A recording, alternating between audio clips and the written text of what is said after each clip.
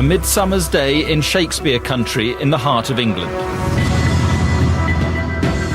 When Gerry travelled down the motorway, he was that person and he was that opportunity. On a major motorway, two bitter rivals collide. That rivalry is born out of basic, pure hatred for one another. An execution-style killing in the fast lane.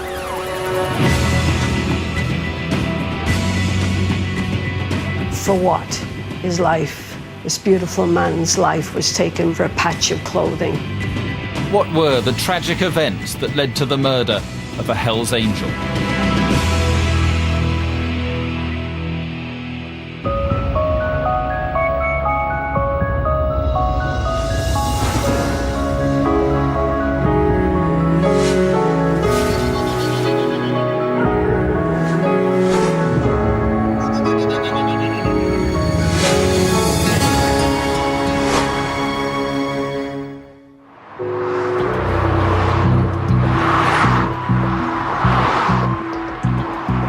August the 12th, 2007, and the M40 motorway, the main route between Britain's two largest cities, London and Birmingham, is heavy with traffic.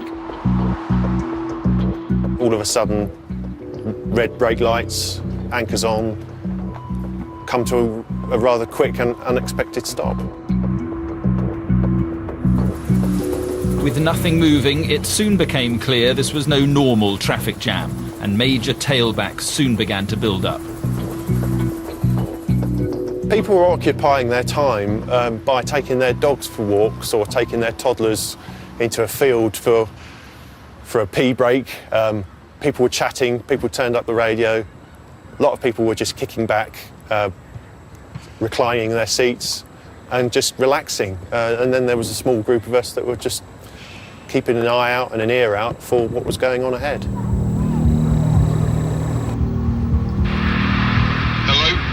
We're just driving south on the M40 motorway.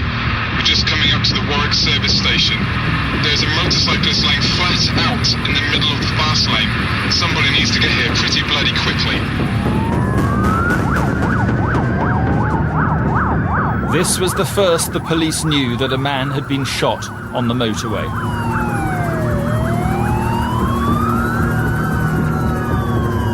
We realised that there was likely to have been a fatality when the radio report said that there'd been a death due to a car accident. And then also the amount of emergency vehicles going down the hard shoulder, one of which was a doctor's car. When police arrived minutes later, they found a biker dead on the road. This was no road traffic accident, though. Obvious bullet wounds revealed it was an assassination. The body found lying here on the fast lane of the M40 was that of a Hells Angel, Gerry Tobin. But why was he killed, and why such a public execution on a road packed with families and holidaymakers? With unprecedented access to the police investigation and to the family of Gerry Tobin, we've pieced together the crucial events leading up to the murder, the death of an angel. The murder of a Hells Angel put a huge pressure on the police to solve the case quickly. With so many aggrieved fellow angels, they had to show they could be trusted to bring the killer to justice. The only people who really witnessed the shooting itself were Gerry's riding companions. They gave us initially some accounts, but very shortly after, probably within half an hour or so, they then refused to speak to us. As word of the execution spread, from the angels came a wall of silence. This secrecy would complicate the task of identifying the body. The police needed a name, but no one would come forward. It's the only case I think I've ever been involved in where I have confirmed publicly to the media the identity of a murder victim without having had a formal identification. That's because I was satisfied that we had identified him by other means, and I was clearly satisfied and convinced of his identity. Gerry Tobin was identified by his belongings. His wallet and personal effects gave the police his name. A key part for me is to establish a motive, and that need, to assist with that, you need to understand Gerry and Gerry's life and whether he had enemies, etc. Real Crimes has uncovered unseen archive footage of Gerry from the Bulldog Bash in 2006. This gives us the briefest of snapshots of Gerry's secretive life in the Angels. Even his mother was totally unaware that he was a member. What information we do know is provided by an undercover officer who has investigated this organisation and other motorcycle clubs.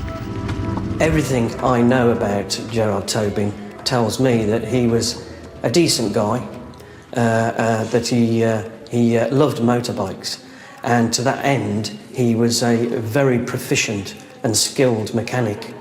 And I'm sure that part of the reason he was taken up and become a member of the Hells Angels was that skill that he brought to them of being able to work on motorcycles and work on the club motorcycles.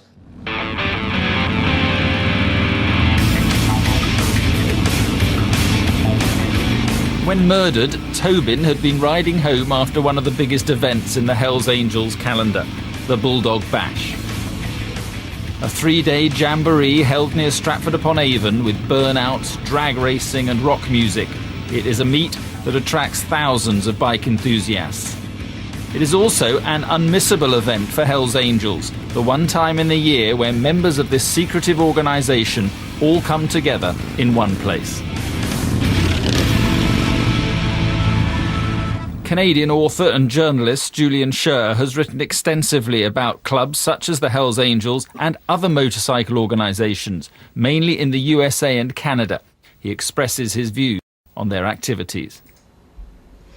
On the one hand, they have a brand that tends to symbolize we're just lovable rascals, we're rebels, that Hollywood easy rider type of look, where it's sort of have fun, you're riding on the Harley, you're anti-establishment. They organize charity runs. I mean, for goodness sake, the Hells Angels rode in the Queen's Jubilee in 2002. And that gives them an entree. That gives them an air of legitimacy and danger. And yet, the other part of their message with the death head, with the patch, is we are the Hells Angels. Don't mess with us. We will beat the crap out of you. It's called the death head, you know. It's not called the we're just going to tap you on the noggin head.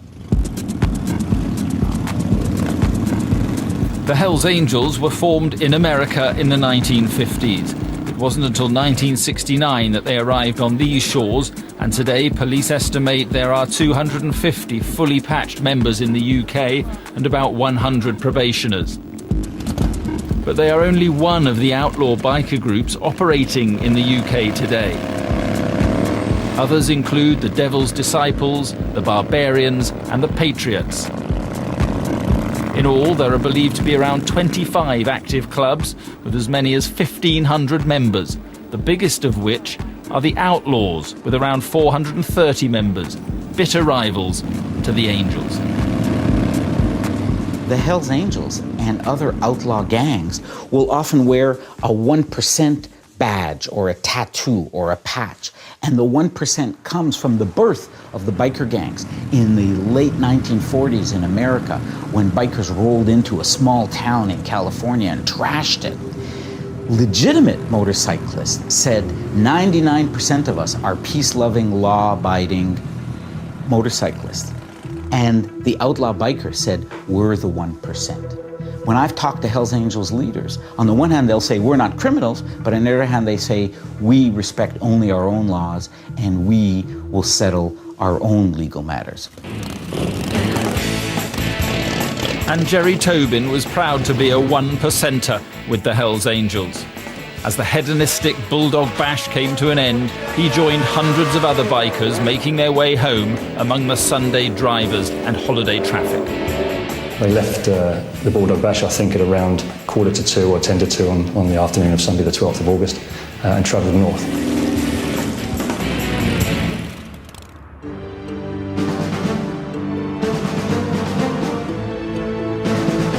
Gerry rode as the lead of the 3-bike convoy. He was followed by 2 probationers. This was a strict part of the Hells Angel code. The probationers have to show respect for the fully patched member.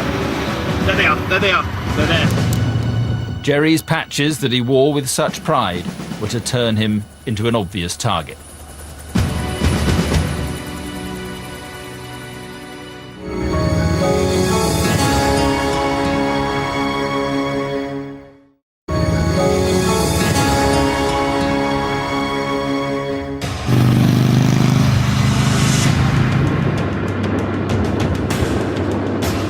After a weekend at the Hells Angels Bulldog Bash festival, Gerry Tobin is heading for home.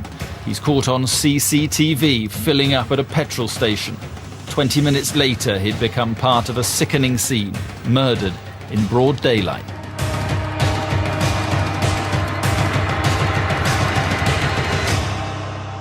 Having fueled his motorcycle at these pumps, he walked across and there was a camera on the corner of the building over there, the shop building. And for some reason which was never explained and we'll never know, is he glanced up and he looked at the camera and smiled up at the camera before going into pay and then leaving and then heading off to the motorway. At about 2:10, Gerry Tobin passed a green Rover in a lay-by on the A40. And as the bikes came down here and passed, the Green Rover would have recognised the patches on Gerry's back and the fact that he was a Hells Angel, and pulled very quickly at great speed off of this lay-by. So much so that another witness driving down had to swerve to avoid the car coming off. M40, if they're going on the M40, follow them on the M40. The three motorcycles, apparently unaware of this, carried on down this road towards the M40, followed then by the Green Rover. I was joining the M40 off of the A46, and in the particular lanes as you approach the main junction, I was actually undertaken by a green Rover 600 with a number of occupants, and I actually noted it at the time because I thought that was a particularly clean example. So I made a mental note of that particular vehicle, and it wasn't until later that the press asked for information on this 600 Rover. At 2:17, Gerry Tobin enters the M40, being followed by the Green Rover. Well, this is the overbridge over junction 13. So this is the last junction that Gerry would have travelled past before he was shot. He would have travelled from the north, which is the direction over there. He would have travelled south on that carriageway, under this bridge. So from this point on, Gerry was probably 1 minute away from being shot.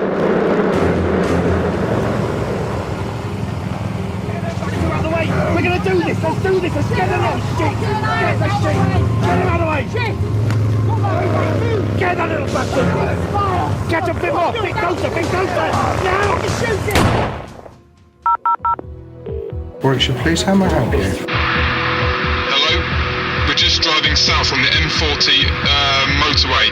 We're just coming up to the Warwick service station.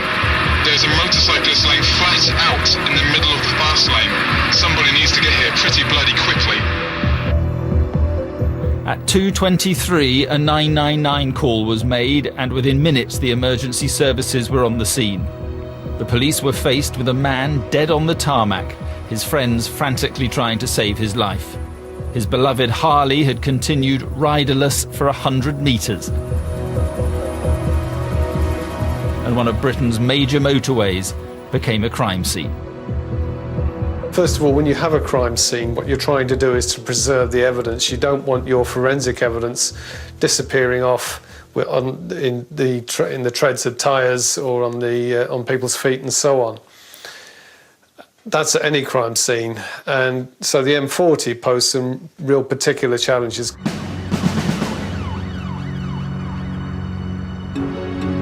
At 2:29, the paramedics arrived at the scene. They did what they could, but Gerry was pronounced dead at 2:47. The Warwickshire Police were now dealing with a major investigation. It was suggested by a paramedic fairly soon into it that he thought maybe there was a possibility of the victim having been shot. The M40 was now a murder scene and would remain closed while forensic teams pored over it with a fine-tooth comb. We didn't know at that time from where he'd been shot. From a static point at the side of the motorway, from a vehicle travelling in north or southerly direction. We weren't sure about anything there, so we had to preserve everything. The police desperately appealed for witnesses. Somebody must have seen the shooting. Was Gerry killed by a lone assassin, or were there more than one killer? A complete wall of silence was starting to form over Gerry Tobin's murder. One of the difficulties we have dealing with motorcycle gangs of this type is that they are very reluctant to speak to us, very reluctant to assist us, even if the victim is one of their own. Real Crimes did approach the Hells Angels for comment about Gerry, but they declined to take part in the programme. The Hells Angels follow a kind of double track. On the one hand, they're very in your face, very flashy. They have web pages. They'll parade through a town during the Bulldog Bash or other activities. So they have a very image conscious, very Hollywood way to present themselves. At the same time, they have this very strict code of silence where they almost always refuse to talk to journalists and they always refuse to talk to police. And that's part of their secretive nature. And this was exactly what the investigators were starting to experience at the crime scene. The Warwickshire police force was met by a secretive world they did not understand. The scene was difficult to manage in the immediate aftermath of Gerry having been shot. Clearly, mobile phones were used to pass on that information, and many bikers and Hells Angels attended all around the vicinity of the scene of Gerry's murder. In fact, one person travelling on the northbound, just immediately prior to us closing the northbound carriageway, came across and actually ripped off the patches from Gerry's jacket. I understand that those patches are always deemed the property of the club itself, and they would not want those patches to fall into the hands of anybody else. The most important part of any outlaw motorcycle group member's attire is his patches, and his leather vest that he wears. The patches on the jacket are split into three. The top rocker, as it's known, depicts the motorcycle club. The middle badge is the emblem of that club, and the bottom badge is the area or chapter they come from. And to obtain all three patches is the ultimate goal. To become a fully patched member, you have to endure 2 years of probation. That is thought to be a tough examination of your desire to join the Angels. That is everything they're about, it's their essence. So the attainment of the full patch is everything to that individual. At the crime scene, there is a major breakthrough. The 48-hour fingertip search has paid off with the discovery of a significant piece of evidence. We recovered a shell casing, a 7.65 shell casing on the motorway, which had been ejected from a semi-automatic weapon. This looked likely to be the shell case of the fatal shot, but the ballistic examination revealed it didn't match the bullet recovered during Gerry's autopsy. Well, it was quite unusual that the 9mm bullet that was found in Mr. Tobin was something that you'd normally see fired from a self-loading pistol. The markings from the bullet that was found in Mr. Tobin were characteristic of a revolver, more typical of a Webley Enfield revolver. This type of gun doesn't dispense its cartridges, therefore it could not match the casing found at the murder scene. For the cartridge case, again, we identified the calibre, and we also indicated to the police that thought that these marks were typical of a 7.65 self-loading pistol. The casing was linked to a hole in Gerry Tobin's mudguard, so there must have been 2 guns fired. The trajectory of the bullet also revealed that Gerry was shot at close range. The gunman must have travelled alongside him to deliver the fatal bullet. This was a major breakthrough for the detectives. Get that little bastard! Get a bit more! Bit closer! Bit closer! Now! Shoot! The next was to be found on a back lane near Coventry. The next piece of evidence that came to us was information that a car had been found burning in an area west of Coventry in the West Midlands area. We couldn't tell the colour from the car because it had been completely burnt, but we managed to get the identifying marks from the car and on the police national computer. Once they checked the number plate against the PNC computer, it stated the car was blue, but on further investigation they found it was Caspian blue, which in bright sunlight appears green. This meant they had a positive match. They'd found the murderer's car. The police then received a tip-off about the owner of the Green Rover. A member of the public phoned in and said there was such a car parked in Coventry, and they had seen somebody who they described as a biker type. This vital information gave the police a name: Sean Crichton. This was the biggest breakthrough of the investigation, but the best was yet to come.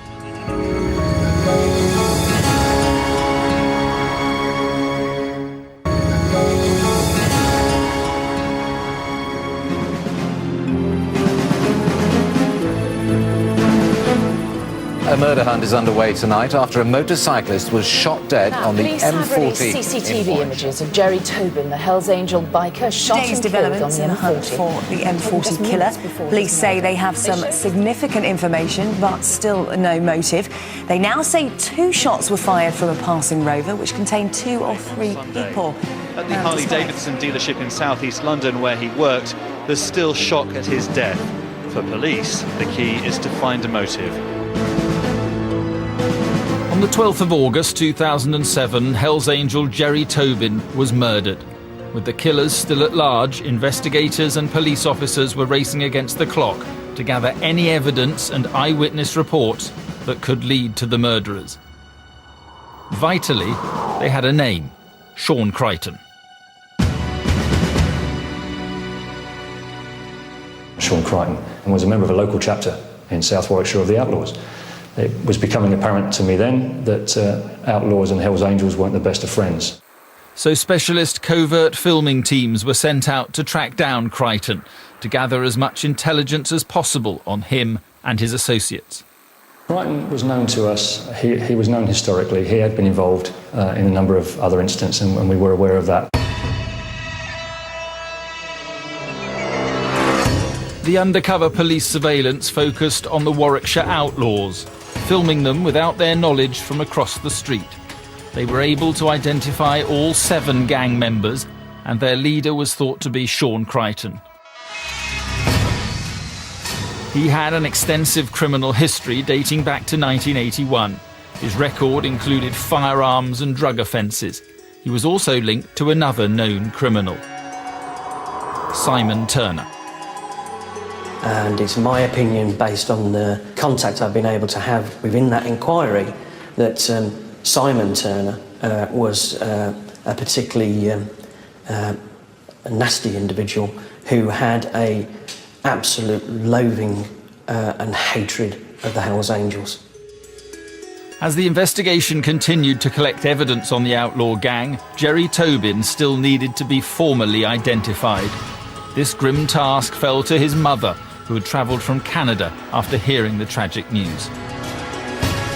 The detectives came and drove me to the morgue to see my boy. And I'd never experienced a morgue or anything before. And he had a white sheet over him. I saw his face. And I was saying, I was touching him, and I began to talk to him, to sing to him, you know, because I knew it was my boy. I knew then there was nowhere other than to play with death, you know, other than to say to death, oh, you know, you can't have him. Can't have him, he belongs to me, you know, he's mine. So I wanted to wrap him in a cloth and carry him home, was my instincts.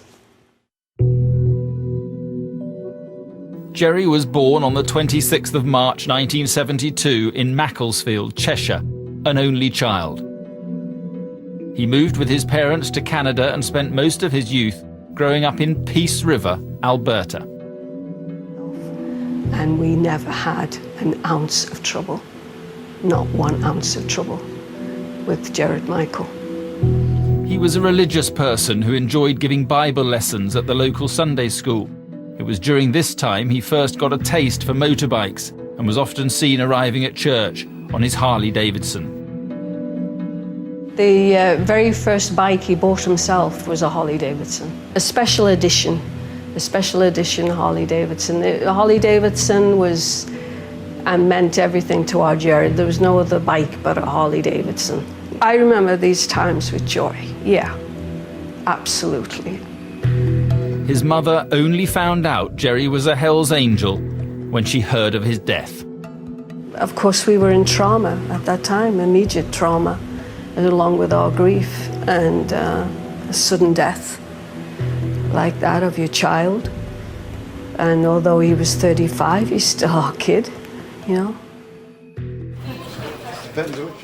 5 days since Gerry's murder, and the police were under extreme pressure to solve this case. International biker clubs had been violently feuding for many years, and the police feared it would spread to our shores. The rivalry between the Hells Angels and the Outlaws on a global basis has been long-standing, and that rivalry is born out of basic, pure hatred for one another. And I would say to you that the hatred between them is palpable. You could almost cut the hatred between them. It's that bad. The Outlaw Motorcycle Club in the UK have been actively recruiting. Their numbers are estimated to be 430 fully patched members, with 100 probationers waiting for the chance to earn their full patch.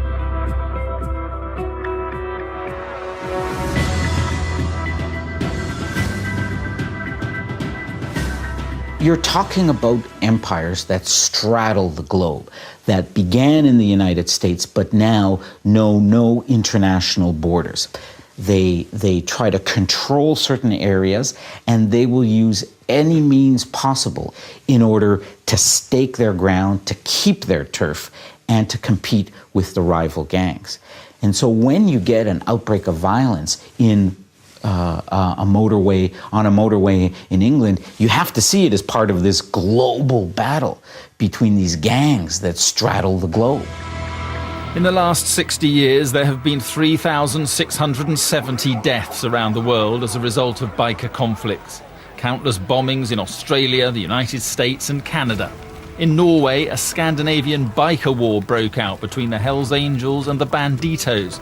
This violent conflict lasted for 3 years. It left 11 dead and 96 wounded. The war ended in a truce in 1997. So far, Britain has escaped the mass bloodshed seen overseas, but the police have concerns that the violence between the motorcycle gangs could erupt and are determined not to be complacent. This isn't just a Warwickshire issue, it's not just a British issue, it's an international issue, and what's happened is our eyes have been opened to the potential for the sort of violence we saw when Gerry Tobin was shot to happen in the future. You may not have seen all the violence that we've seen in Canada, in North America, in Australia, and in Europe. But finally, when there's a murder, when there's a gang warfare that hits England, there is a sense, well, kind of wake up and smell the coffee. This is what biker gangs are all about. But what triggered the violent act that killed Gerry Tobin could be closer to home. The Angels hold their Bulldog Bash at a site near Stratford-upon-Avon, which the South Warwickshire chapter of the Outlaws see as their territory.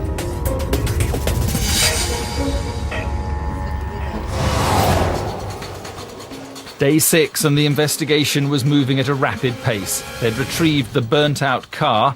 They had 2 named suspects with connections to rival biker clubs. And now, to find the evidence that would put them in the frame, CCTV became the focus of the investigation.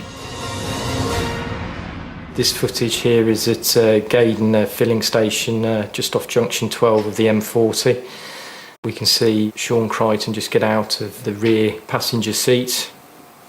Quite clearly the 2 of them there stood in their winter jackets, winter hats, flat caps. You can also see that there are people in summer clothing, and what struck us was the fact that the clothing that Crichton was wearing seemed very out of place for the 12th of August.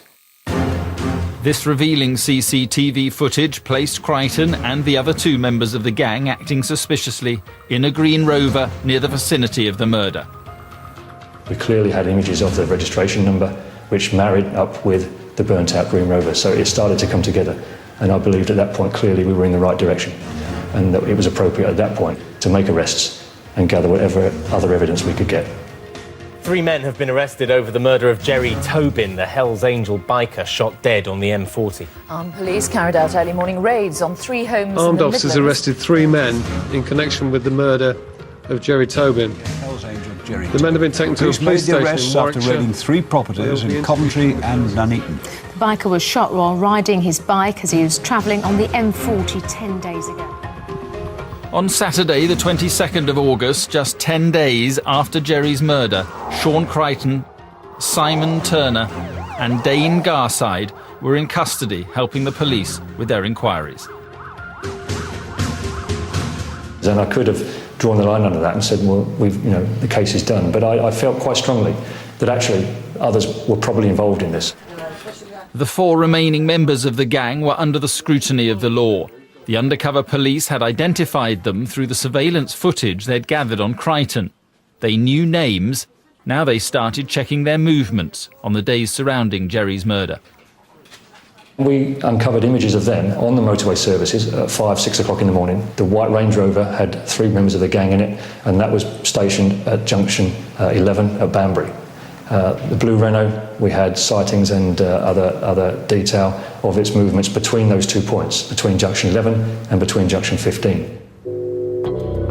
This evidence would show Carl Garside, Dean Taylor, Ian Cameron and Malcolm Bull in prominent positions staked out along the M40, casting a deadly net to trap a Hells Angel. They'd been planning the murder for many months, staked out the route and organised their disguises. But they then made the simplest of errors. They'd used their own cars, which could be clearly seen on CCTV, which led to the one thing they hadn't planned on: getting caught. I think they felt that they'd done enough to remain anonymous. I think after such a short period of time, particularly after 10 days since murdering Gerry, us knocking their door came as a hell of a shock to them, and I think that was evident from their immediate reaction when we did knock their door in. Now the entire chapter of the Warwickshire Outlaws were in custody. But would they break the code of silence when put under intense police questioning? They simply responded either no comment, the words simply saying no comment, or said nothing at all, absolutely nothing to any questions put to them. After 40 hours of constant questioning, 6 members of the gang remained silent. Where were you at 1 o'clock on that Sunday afternoon? No comment. And who were you with? No comment. How had you left the house that day? No comment. Although the gang members were exercising their right to silence, the police gave the suspects every opportunity to defend themselves. You had the hat on to disguise the tattoos on your head. No comment. What can you tell me about the death of Gerry Tobin? No comment. The 7th one did speak. He accepted that he was involved with the others in gathering intelligence, gathering information about Hells Angels around the area of the Bulldog Bash site, and that he tried to tell us that was a fairly innocent activity. Malcolm Bull had broken the #1 rule of silence, and although his statement didn't give much away, he would now have to live with being labelled a grass. 13 days after Tobin's death, DS Lawrence had all the evidence he needed. We were able to satisfy the Crown Prosecution Service that there was sufficient for them to be charged.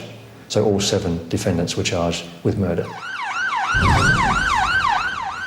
On October the 2nd, the Warwickshire chapter of the Outlaws went on trial at Birmingham Crown Court.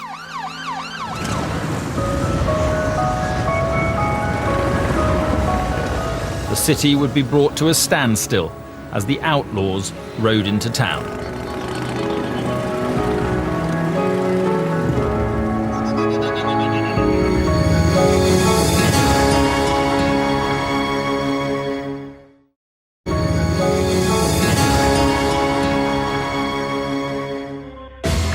police investigating the shooting of a biker as he rode on the M40 motorway say they're examining the possibility that gangs may be involved in his murder. Crown Court was told he was targeted by the rival Outlaws biking gang as he left a Hells Angel festival. Hells Angel Gerry Tobin's murder had caught the attention of the nation. Birmingham city centre ground to a standstill as the 7 defendants of rival gang, the Outlaws, were brought in for trial.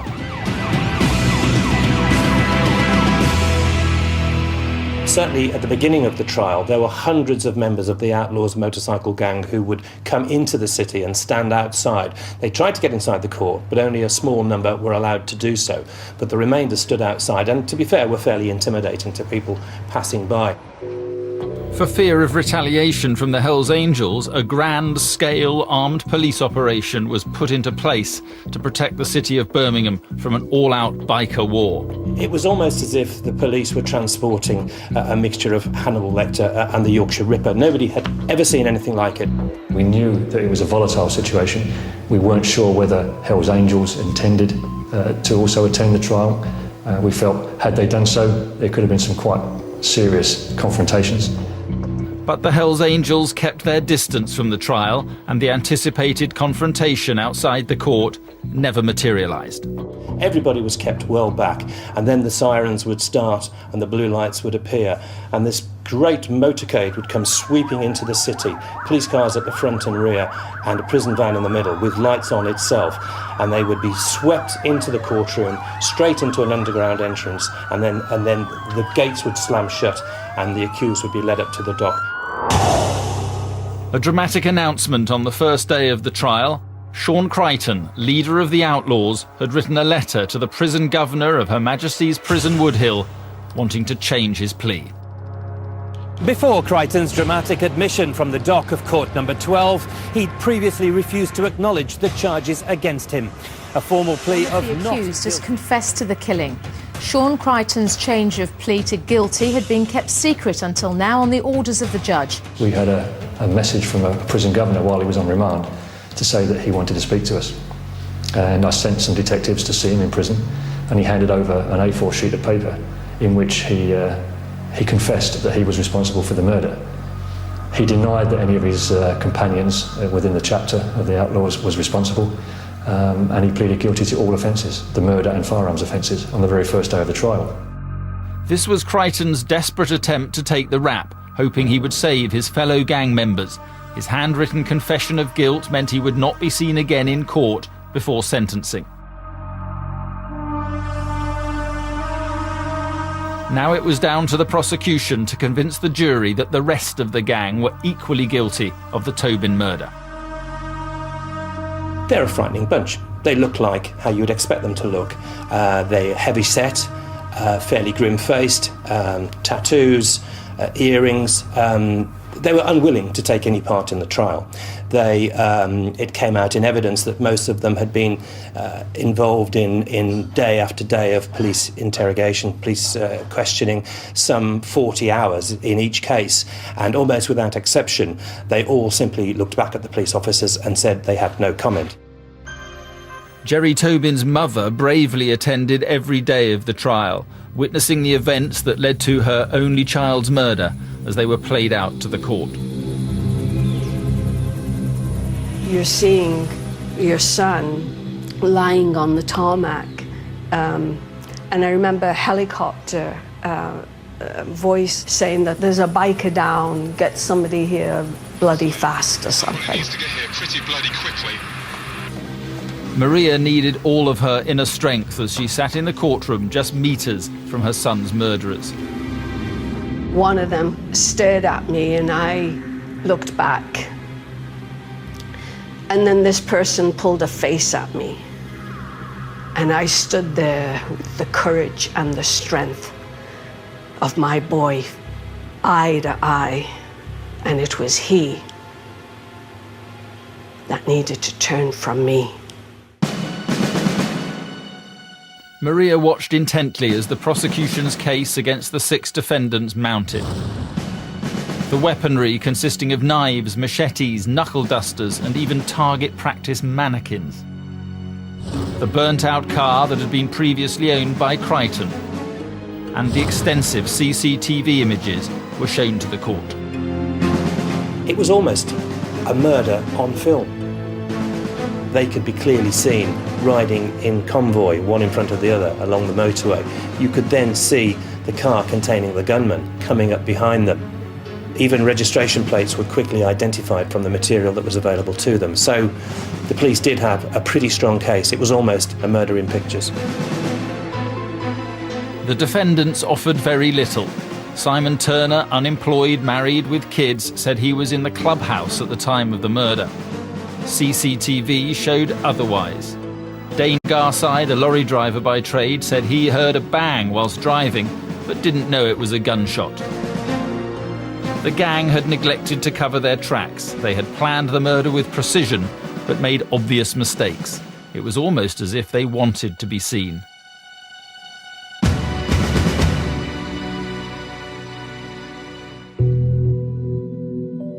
But what drove this gang of 7 to murder? Was it purely a desire for notoriety, or to put the Warwickshire chapter of the Outlaws on the map? I think we know why Gerry Tobin was killed.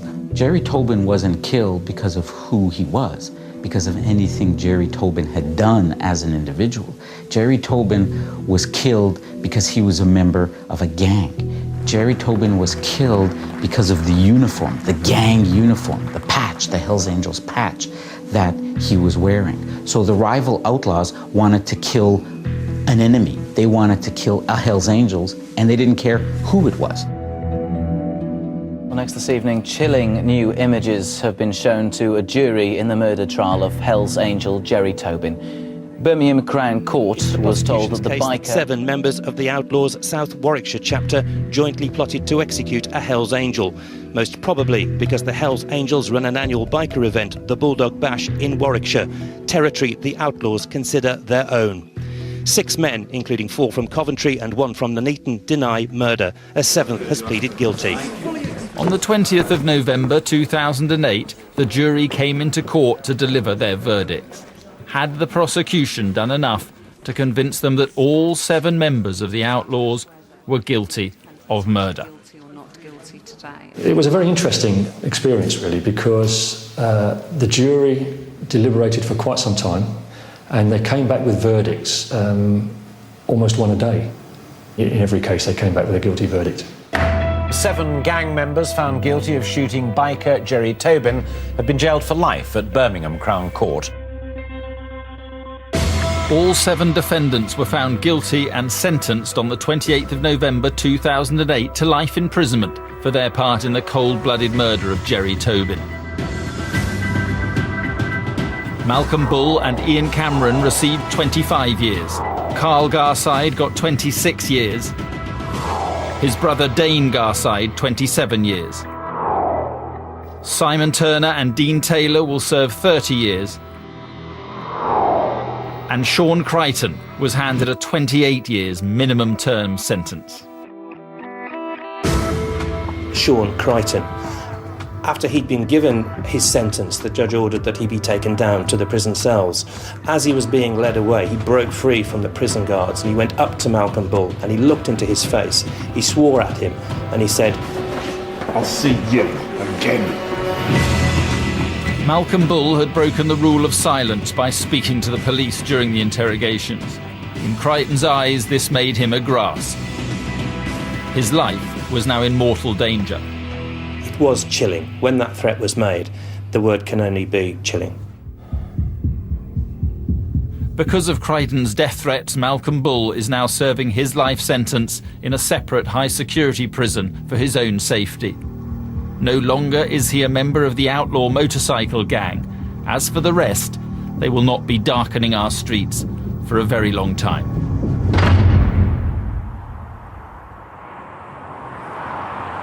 The police fear that the murder of a Hells Angel would cause an escalation in violence between biker organisations has mercifully not materialised. The Hells Angels say they're a motorcycle club, not a criminal gang.